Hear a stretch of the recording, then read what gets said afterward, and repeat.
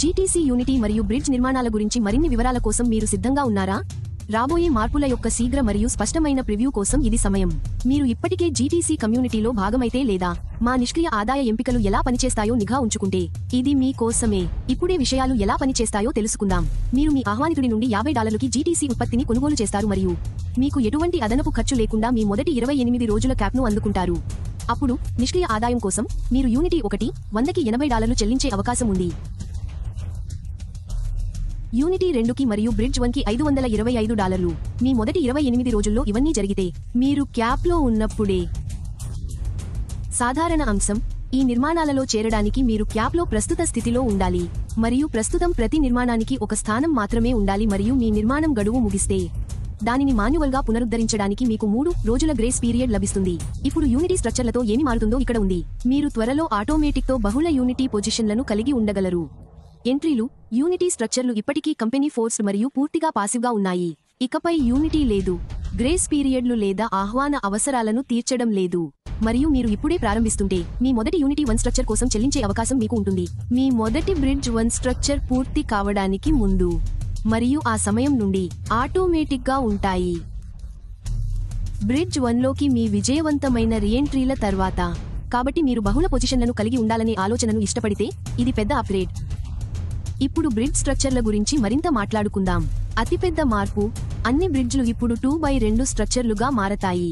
మీరు బ్రిడ్జ్ 1కు చెల్లించగలరు, తర్వాత బ్రిడ్జ్ 2, ఆపై ట్రిప్ అప్ ఫ్రంట్ బ్రిడ్జ్ 3. అన్ని వేచి ఉండకుండా మరియు క్యాప్లో ప్రస్తుతము ఉండటం ద్వారా చెల్లించగలరు. ప్రతి ఒక్కటి ఎలా పనిచేస్తుందో ఇక్కడ ఉంది. బ్రిడ్జ్ 1 కోసం మీరు ఒకేసారి $525 చెల్లిస్తారు. ఉంచబడతారు.